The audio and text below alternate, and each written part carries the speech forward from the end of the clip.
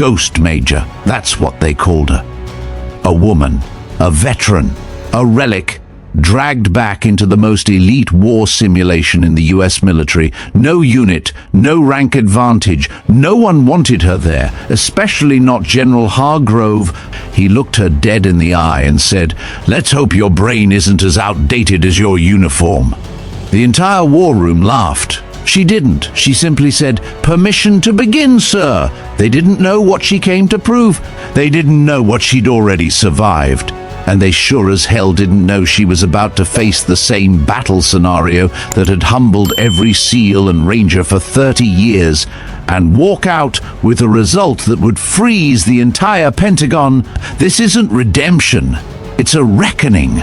Where are you watching from? Comment below. Subscribe to Veteran Biker for more true grit. And be here tomorrow. The next story hits even harder. Let's begin. Elena Park stood at the edge of the massive hangar bay, her name patch barely visible beneath the sharp creases of her freshly pressed flight suit.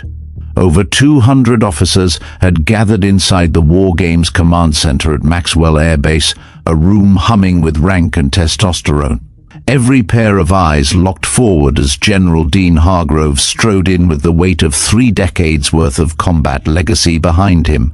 She was the only one who didn't stand in formation because she hadn't been assigned a position. She wasn't supposed to be here. Her file had made it through on a technicality, one of the few veterans with real combat flight time applying for the elite Crimson Flag program.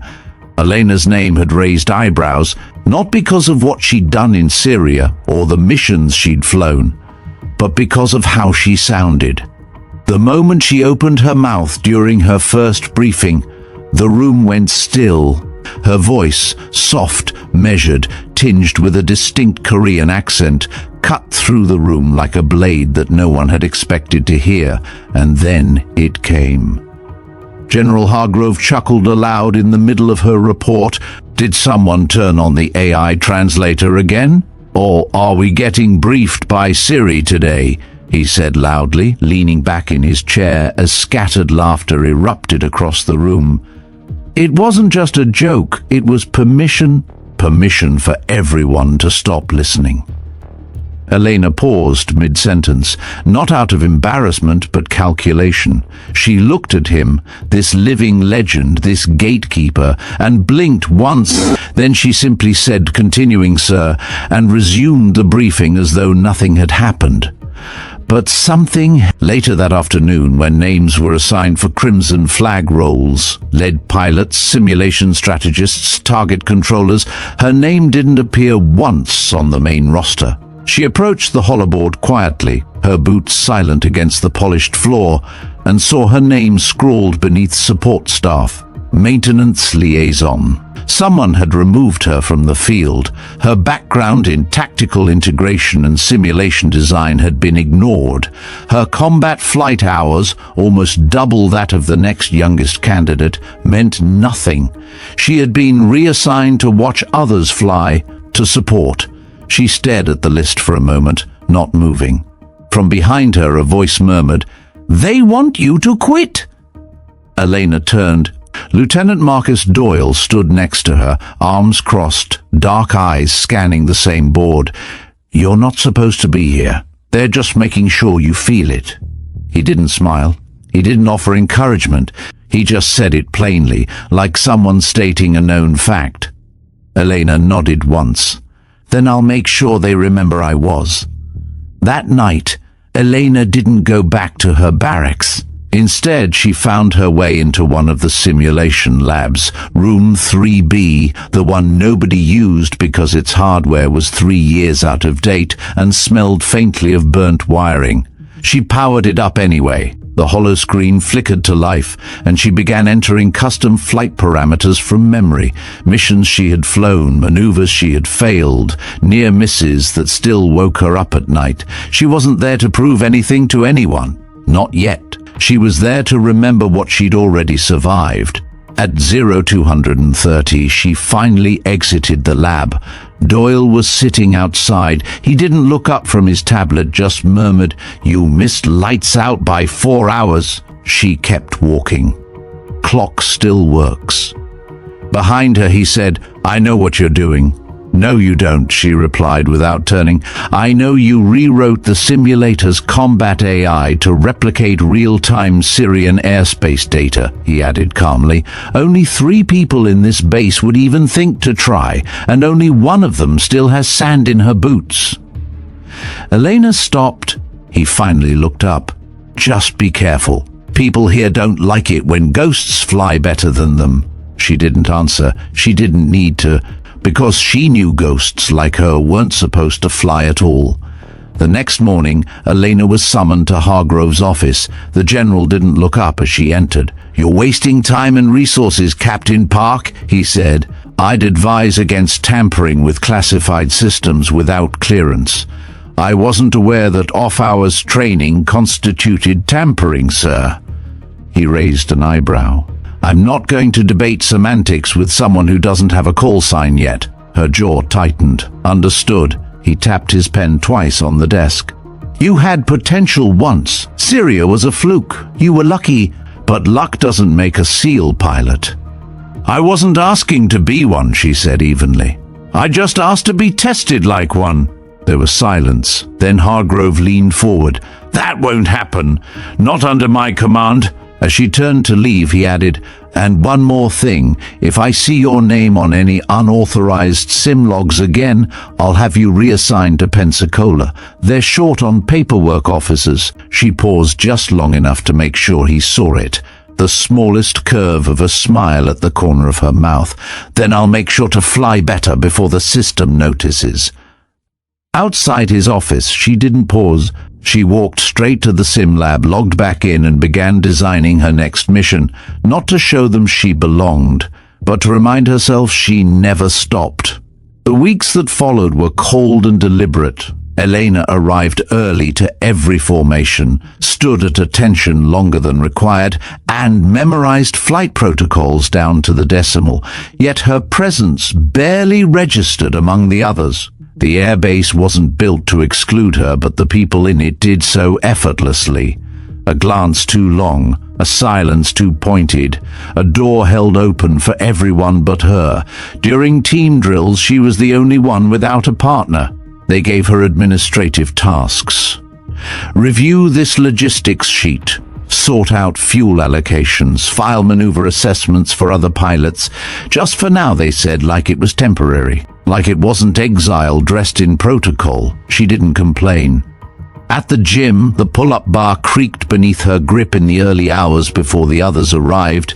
At the dining hall, she sat alone with a copy of Aerial Tactical Patterns, Volume 4, while the rest huddled in cliques, laughing about instructors and failed sim runs. She caught the glances, heard the whispered jokes. Combat Barbie at it again. She's got more vowels in her last name than confirmed kills. Every comment slid off her like rain on armor. They didn't know what she had seen, what she had lost. Still, the isolation was wearing thin. She was a veteran, one of only 3 in the program, but no one spoke to her like she had earned that patch. To them, she was an outsider trying to cosplay war. She tried requesting access to the advanced simulators again. Denied. She offered to assist in combat data analysis for the active teams. Denied. When she asked to observe the Crimson Flag prep runs from the control booth, the officer in charge chuckled and asked if she wanted popcorn with her seat. So she adapted. She found Simulation Room 3B, technically decommissioned but still wired into the internal network, and quietly began restoring it after hours. No one noticed, or if they did, they looked the other way. That's where she started flying again, alone, in silence, every movement guided by memory and necessity. She rerun old missions.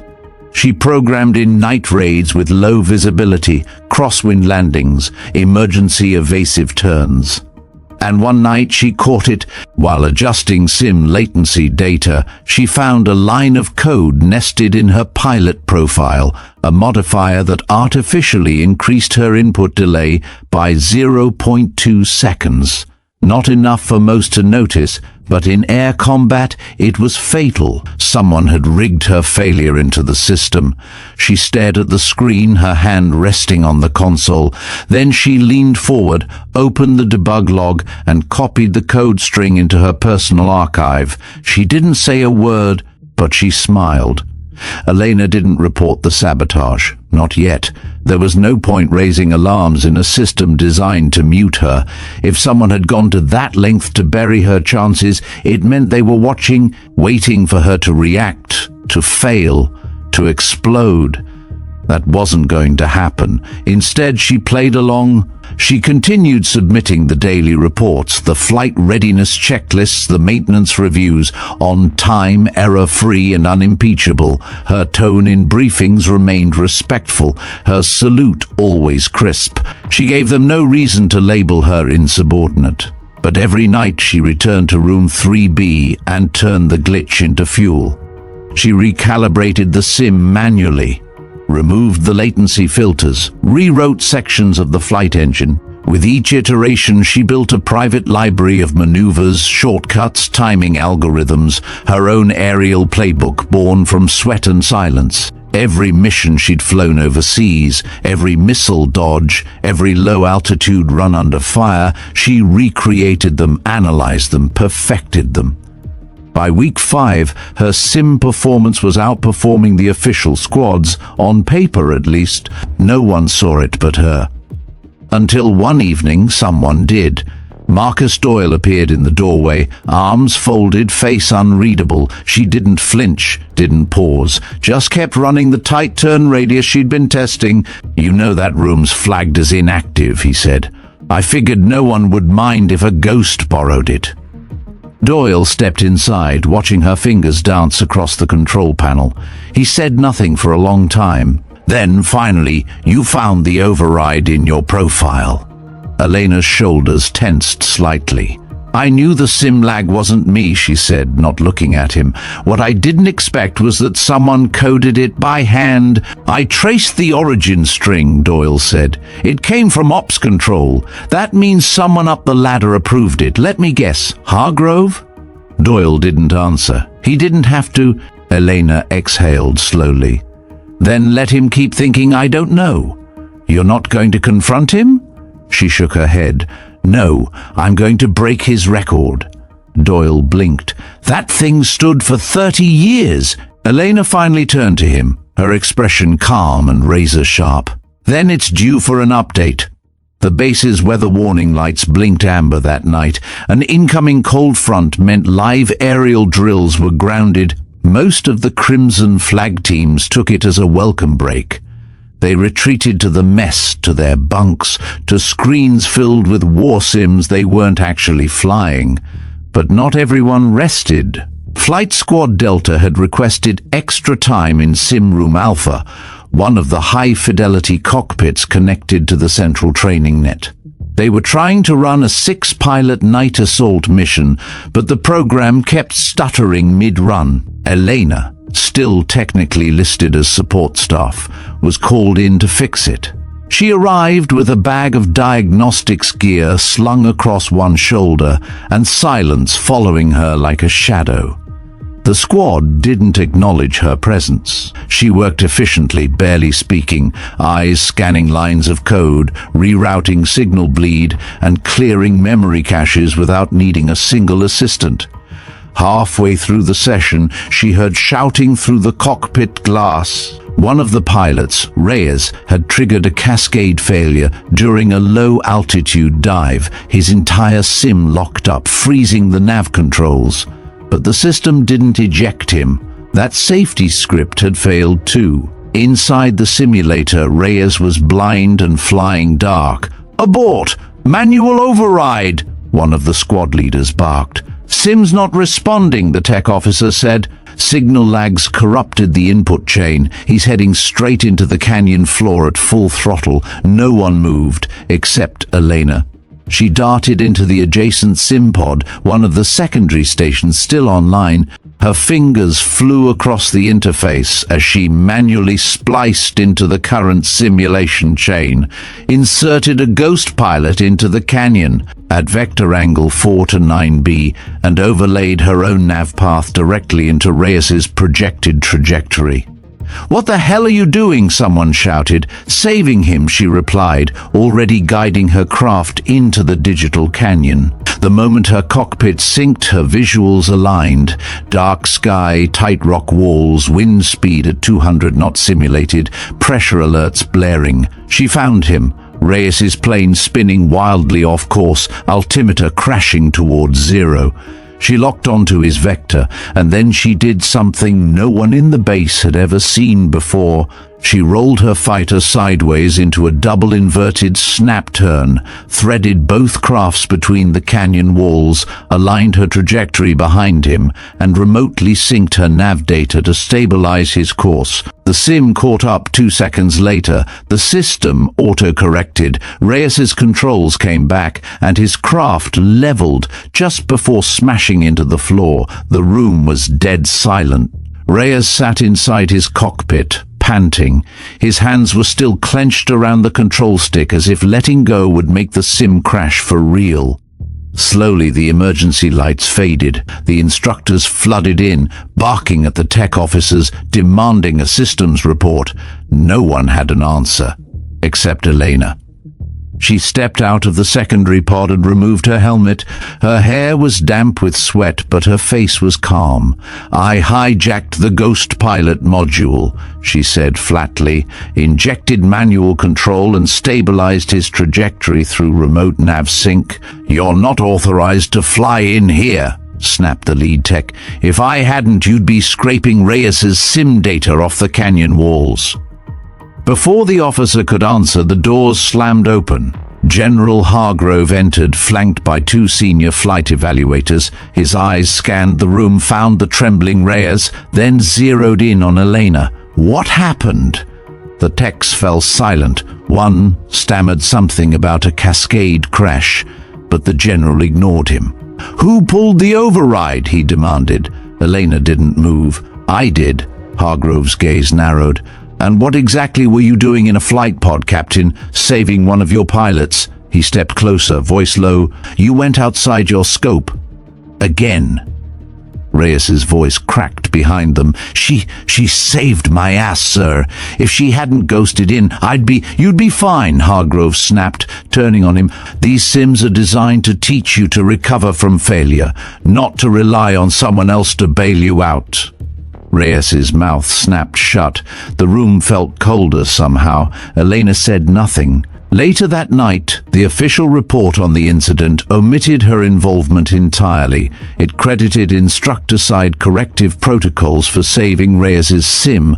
No mention of her override, no mention of the impossible maneuver, no trace, but someone had noticed. Doyle found her in room 3B again, where she was rewatching the canyon footage from her cockpit's data stream. Her fingers scrubbed through the video, frame by frame. "I saved a man's life," she said without turning, "and now it's like I was never even there." "You were," Doyle replied. "I saw it, so did Reyes, and so did Hargrove." He erased it. Doyle nodded slowly. "Because if he didn't, he'd have to admit you're the better pilot." Elena paused the screen. Right at the moment, her fighter's nose slipped under Reyes's wing with millimeter precision. She stared at it. Then she said, "Then I'll just have to make the next maneuver too big to erase." 2 days later, Elena received a formal notice, mandatory appearance. Review board 0900 hours. No explanation, no summary of charges. Just a sterile summons with 4 signatures at the bottom, including General Hargrove's. She arrived at the hearing room exactly on time. The room wasn't a courtroom, but it was designed to feel like one.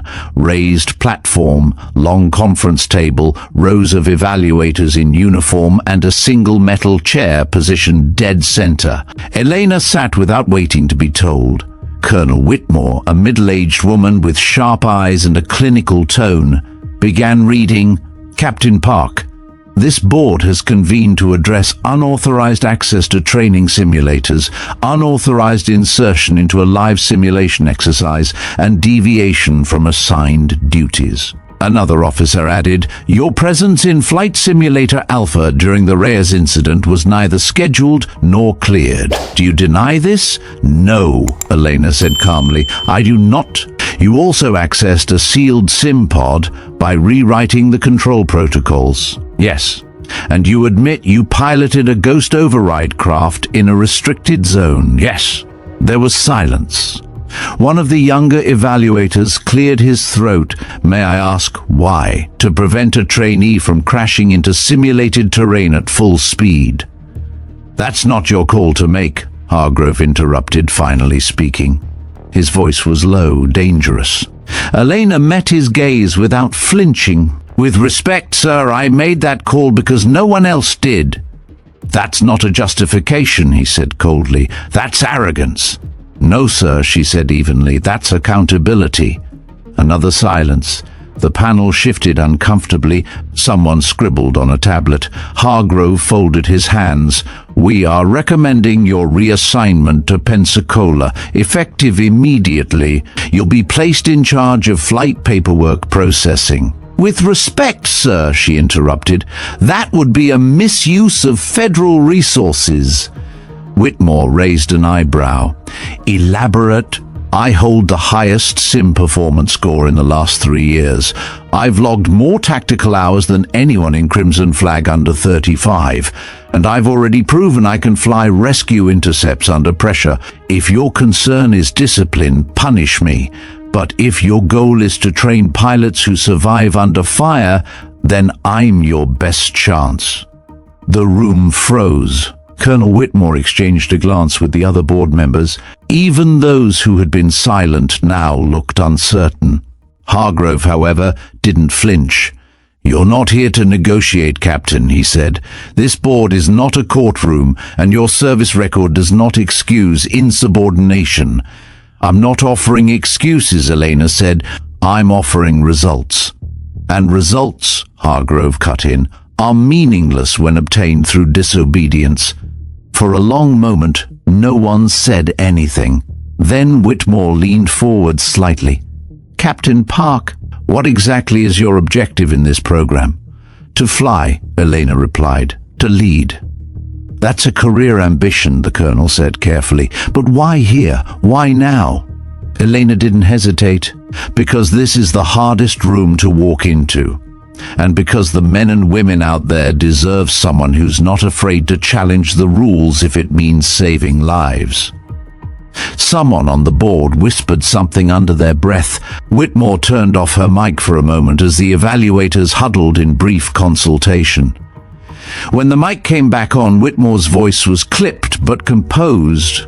"This board will issue its final recommendation by 1,800 hours. Until then, you are relieved from sim access and training participation. Dismissed." Elena stood, saluted, walked out without a word. The hallway outside felt colder than the room she had just left. As she passed the bulletin board near the sim center, she paused. Something new had been posted. The updated schedule for the Crimson Flag final trials, the top simulation combat exercise held annually across all air combat development units. Her name wasn't on the roster, but 3 of the 6 pilot slots were still marked pending assignment. She stared at the list for a moment, then walked away without tearing it down.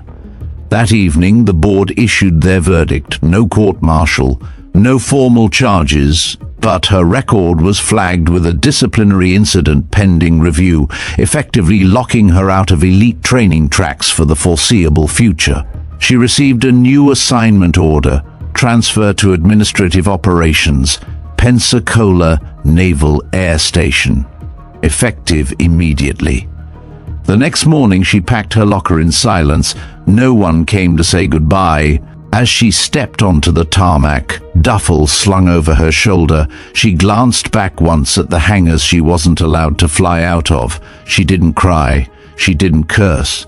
She just whispered, "You erased the wrong person," then boarded the transport. 3 weeks passed. At Pensacola, Elena was invisible again, but this time by design. She filed mission readiness documents, processed maintenance reports, calibrated pilot rosters. She did the job no one noticed, in a building no one visited, on a base most had forgotten. And yet she was tracking everything. She knew that Crimson Flag was set to launch in 2 days. She knew that one pilot from Hargrove's top squad had been pulled due to medical disqualification, leaving a last-minute opening. She also knew the final exercise was scheduled to begin with a simulated infiltration of hostile territory, followed by an aerial extraction under threat conditions, based on a mission she had flown in real life, but which most current pilots only knew as theory.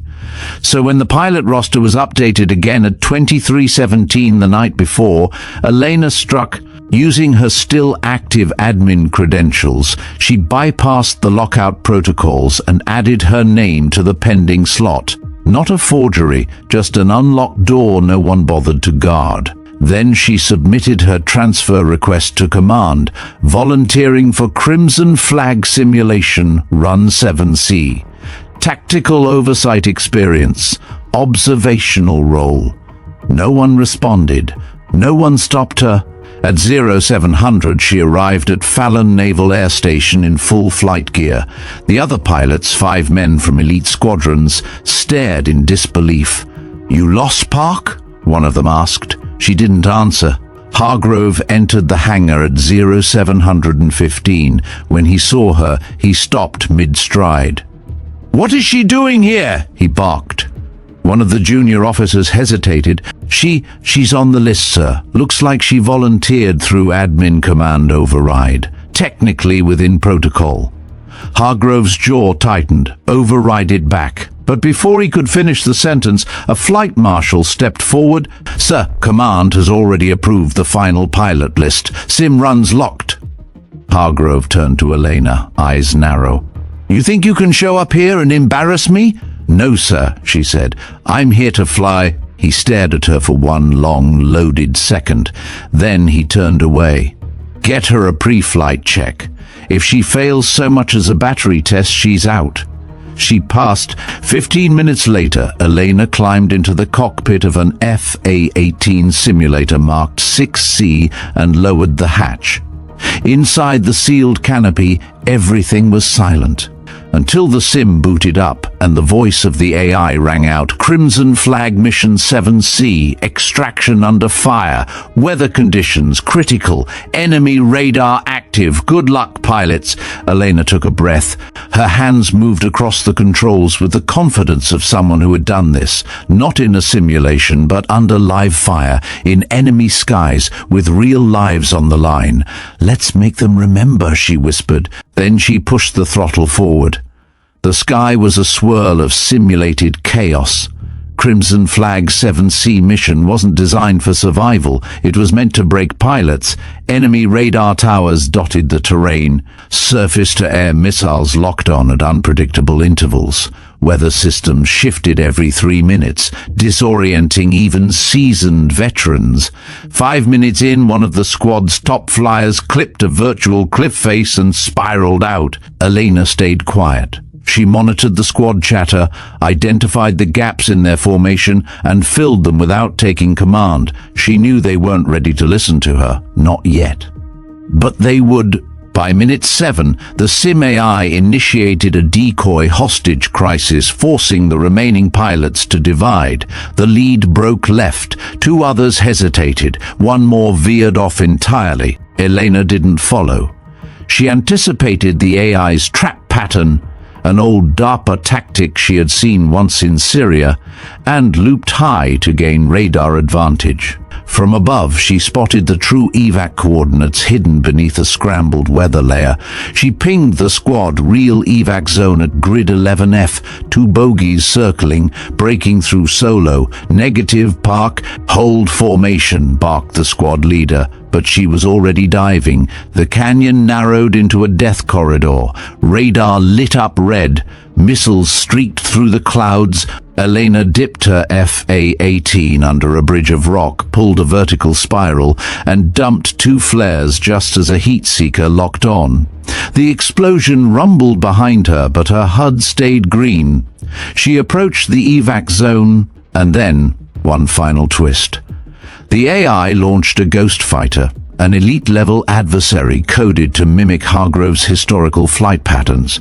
It was fast, ruthless, and unforgiving. It had one mission: deny her victory, but Elena had studied every line of that old mission. She had flown the real version. She knew what Hargrove didn't. His biggest flaw was predictability. He favored left spirals out of pressure zones. At 400 knots, she let him catch up, then feinted low, waited for his roll, and punched vertical, cutting across his axis and firing a simulated missile directly into his flight path. Kill confirmed. She reached the evac zone and hovered at point. 2 seconds later, the sim timer expired. Mission complete. In the control room, evaluators stood speechless. Even the AI paused before announcing, Pilot 6C, highest mission score on record. Surpassed prior benchmark by 4.7%. Previous record holder General Hargrove. Inside her pod, Elena let the silence sit for a moment. Then she removed her helmet and smiled. The debrief room was packed. Screens lined the walls, each displaying real-time telemetry and mission analytics. Officers, evaluators, and even 2 Pentagon observers stood shoulder to shoulder, murmuring. The energy in the room felt electric, rare for a training sim. But Elena hadn't just flown a clean mission. She had broken a 30-year record that was once considered untouchable, and she had done it while under disciplinary sanction. When the doors opened and Elena stepped in, the room didn't go silent. That silence had already settled like a held breath. General Hargrove stood at the center, arms crossed. He didn't look at her. Colonel Whitmore cleared her throat. "Let's proceed."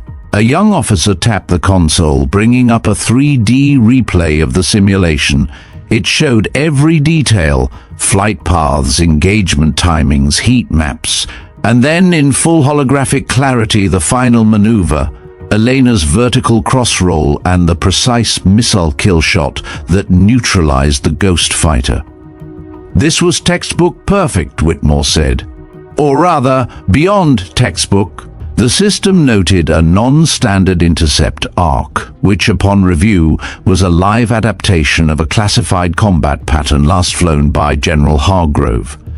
Eyes in the room shifted. Elena said nothing. "General," Whitmore continued, tone neutral, "you logged this maneuver as proprietary during Operation Iron Serpent, correct?" "That's correct," Hargrove replied, stone-faced. "And yet Captain Park not only recognized it, but used your own logic against you mid-flight." He didn't reply. Whitmore turned.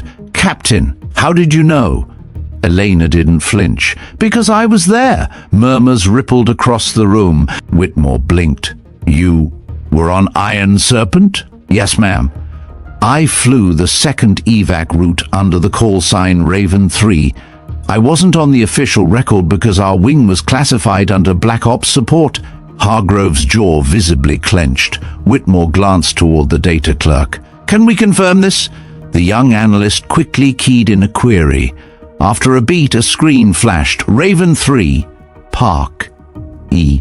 Confirmed. Redacted unit." Whitmore straightened. "So not only did Captain Park adapt the maneuver, you actually knew its live application context?" "I watched the General fly it. He executed it with precision. But the threat model was different.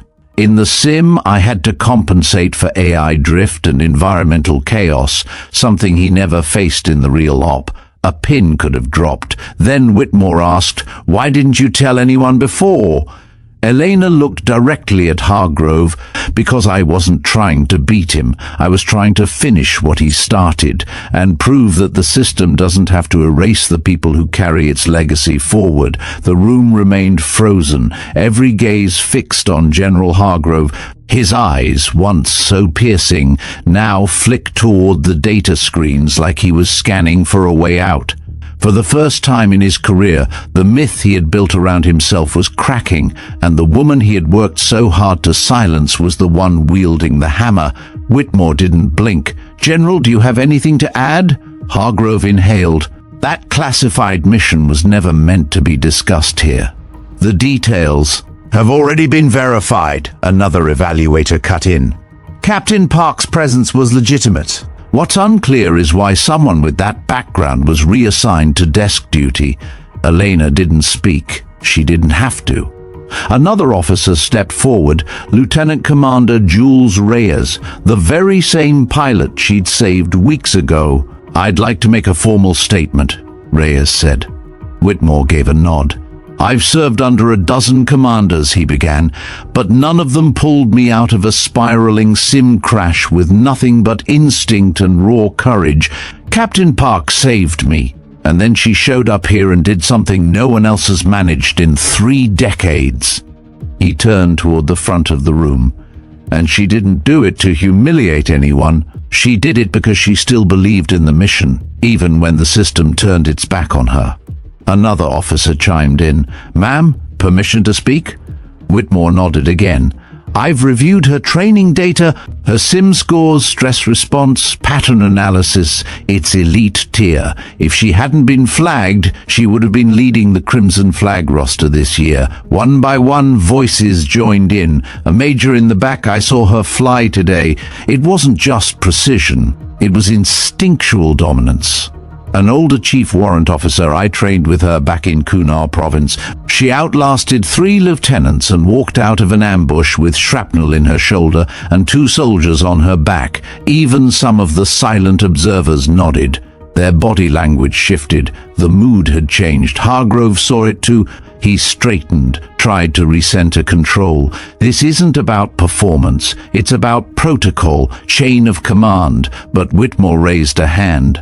"No, General, this is about something much bigger. It's about legacy, and whether we reward compliance or we recognize leadership, especially when it comes from someone we overlooked." Elena finally broke her silence. "Permission to speak freely, ma'am?" "Granted." She turned to Hargrove. "Sir, I've spent years watching your legacy be treated like gospel. And make no mistake, you earned that respect. But the moment you started protecting your image over the truth, you stopped leading." She stepped closer. "I didn't come here to take your place. I came here to remind everyone what a real leader looks like." For a long moment, no one moved. Then, from the back of the room, a deep voice cut through the silence. "I'd like to make a statement." All heads turned as Rear Admiral Saul Brenner, head of the Joint Naval Simulation Program, stepped forward. Until now, he'd been nothing more than a quiet observer in the corner, unnoticed, unaddressed. Whitmore straightened instinctively. "Of course, sir." Brenner glanced at Elena. "Captain Park, I reviewed your combat record this morning after hearing rumors of your unexpected performance in Crimson Flag. I saw the Syria mission logs, the Kunar extraction, and now this sim run." He turned to face the panel. "It's clear to me that what happened here is more than an oversight. It's systemic." A nervous ripple swept the room. Brenner continued, his voice calm but final. "Effective immediately, I am nullifying the disciplinary flag placed on Captain Park's record. Furthermore, I am recommending her promotion to Major and assignment to the Strategic Combat Development Group." Hargrove's face darkened. Brenner didn't look at him. And finally, the Admiral added, "An internal review will be opened regarding recent training gatekeeping and manipulation of flight logs, especially those involving female veterans with combat credentials." A sharp intake of breath echoed from the back of the room. Whitmore looked over to her assistant, who was already noting every word. Elena stood frozen. It wasn't victory she felt, it was clarity, like something long blocked inside her had finally come free. Admiral Brenner approached her, and though his voice was lower now, everyone still heard it. "You didn't just fly a perfect run today, Captain. You rewrote what it means to lead." She managed a quiet, "Thank you, sir." He nodded once, then added, We'll see you at HQ next month." As he turned and left, the room shifted again, this time not with fear or scrutiny, but quiet respect. One by one, the evaluators began to leave. A few saluted her as they passed, others simply nodded. But the tone had changed. Only Hargrove remained at the front. He didn't speak. He simply picked up his folder of notes, closed it, and walked out without a word. But Elena wasn't watching him. She was looking at the empty sim pod through the glass.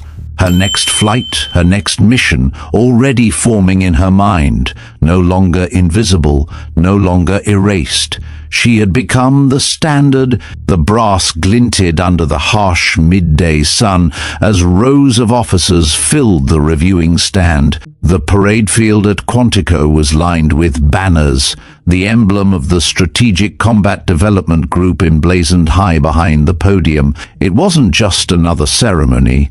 It was one of those rare occasions where the Navy gathered to correct its own history in front of the world. Major Elena Park stood behind the curtain, her dress uniform pressed, her ribbons gleaming beneath her nameplate. She could hear the buzz of the crowd, cadets, generals, journalists, even members of Congress. Cameras were already trained on the stage, but Elena wasn't nervous. She had already flown through hell and outmaneuvered ghosts. Now she was just waiting for her name. "Attention!" a voice called. The crowd stood. Rear Admiral Saul Brenner walked to the podium, his presence commanding silence before he even spoke. "Ladies and gentlemen, today we gather not simply to promote an officer, but to honor the courage to lead when leadership fails, to recognize the quiet strength of those who are underestimated, mocked and dismissed, yet rise anyway." He paused, letting that settle. In every generation there comes a moment when the system we built is tested, not from the outside, but from within. Today we acknowledge such a moment, and the woman who forced us to face it. He turned slightly, Major Elena Park front and center. Elena stepped forward into the sunlight. The applause started small, then swelled like a wave, not a polite ripple, but a standing, roaring ovation. As she stood before the podium, Admiral Brenner removed a small velvet box from his coat. "This is the Navy Distinguished Service Medal," he said, "awarded to those whose actions reflect exceptional service in a duty of great responsibility." He opened the box, revealing the medal inside. "But for you, Major Park, this isn't just about responsibility, it's about resilience, about rewriting what we thought leadership looked like." He pinned the medal to her chest, then saluted. She returned it, crisp and steady. Then the Admiral leaned into the microphone. "And now we have one more speaker." There was a pause. Murmurs spread. No one had expected another name. Then Brenner said it. "Retired General Michael Hargrove has requested to address this assembly." A hush fell. From the side of the stage, Hargrove emerged, not in uniform, but in civilian dress. No ribbons, no stars. Just a man with graying hair and an expression unreadable to all but Elena. He walked slowly to the podium. Elena didn't move. She only watched. The air was thick with tension. Then he began to speak. Hargrove stood behind the podium, clearing his throat. No script, no notes, just silence stretching too long for comfort. "I don't belong up here," he began, voice raspier than anyone remembered. "At least not today." He glanced at Elena.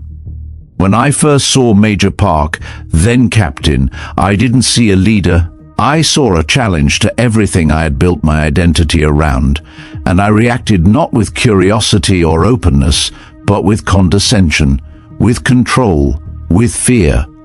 The crowd didn't move. Elena remained still. Hargrove looked out over the rows of uniforms and dress whites. "For 30 years I held a record that no one could break. I wore that like armor. I thought if someone did beat it, it would somehow undo the years of blood, sweat and sacrifice." He paused. "But then I watched her fly. There was a shift in his voice, not regretful, not resigned, something closer to awe. I watched her command space with instincts I've only seen once or twice in my entire career. She didn't just break my record, she redefined the ceiling we thought existed. He turned toward Elena now. You didn't humiliate me, Major. I did that myself. When I dismissed you, when I stood in your way, and when I forgot that our legacy as leaders isn't measured by what we protect, but by who we lift. He stepped slightly closer to her, and so, in front of every witness here, uniformed and civilian alike, I offer a formal apology. He removed something from his inner coat pocket. A ribbon bar. This was mine. From Iron Serpent. I wore it thinking I had seen everything, that I knew what a warrior looked like. He extended it, but you taught me better. Elena didn't reach for it. Not at first. She looked him in the eye. For the first time there was no tension between them, just clarity. Then she took it, not as a trophy, as a closure. The crowd remained silent, but the emotion was unmistakable. Heavy, real, earned. Hargrove stepped back, his voice one final time steady. Ladies and gentlemen, today we don't just recognize a hero, we correct a mistake. And we remember that leadership is never about being unchallenged.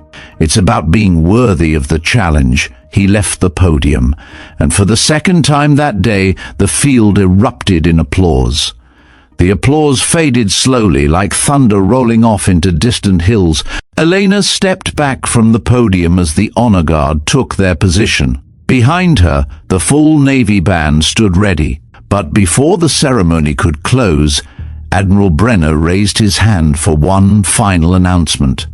"One more order of business," he said into the mic, glancing toward the audience. It's tradition that when a record is shattered, the previous holder is recognized for setting the standard, and the new record holder is recorded not just in files but in legacy.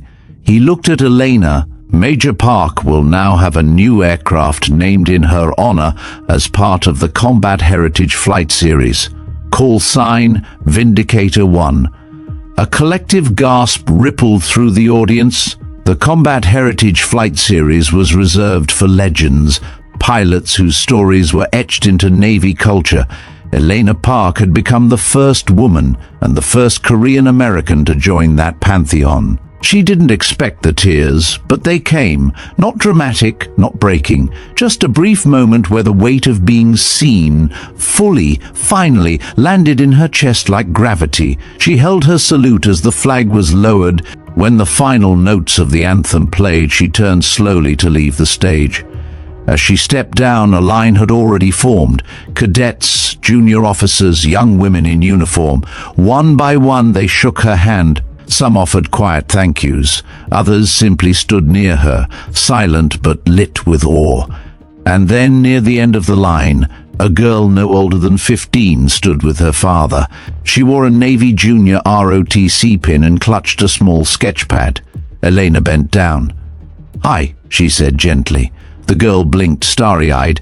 I drew this for you." Inside was a rough but heartfelt pencil sketch, a fighter jet carving through clouds, with the words Major Park, Vindicator 1 in bold under the wings. Elena smiled, overcome. "Thank you. I'll carry this with me." The girl whispered, "One day I want to be just like you." Elena rested a hand on her shoulder. "No," she said softly, "one day you'll be better." As the sun sank behind the ceremony field, casting long golden rays across rows of white caps and flight insignias, one thing became clear. Elena Park had entered as an outcast, flown as a ghost, and now stood as a living legend, and this time no one could erase her name. The following spring, the lecture hall at the Naval Academy was full to capacity. Young cadets, some still in their first semester, sat with eager eyes fixed on the guest speaker at the front. Behind her, projected across the giant screen, was a title none of them would forget. Vindicator 1, The Power of Resilience. Major Elena Park stood calmly, hands at her side, letting the room breathe before she spoke. "You've heard my story," she began, or at least the version that made headlines. "The truth is simpler and harder. I wasn't the fastest, I wasn't the strongest, but I refused to let anyone else write my limits." There was no pride in her tone, just clarity, experience, and truth. She spoke of the quiet trauma of being dismissed, of being seen as a token, a problem, a threat. She spoke of the days she nearly quit, not because of the training, but because of the isolation. "But what saved me," she said, her voice steady, "was remembering who I was before the uniform and who I was fighting for." She looked around the hall for the girl too afraid to raise her hand in ROTC because someone laughed at her accent, for the vet filing papers instead of flying because someone decided her war was too invisible, for anyone who was told you don't belong here. She let the silence settle. Then came the moment that stayed with every cadet in that room.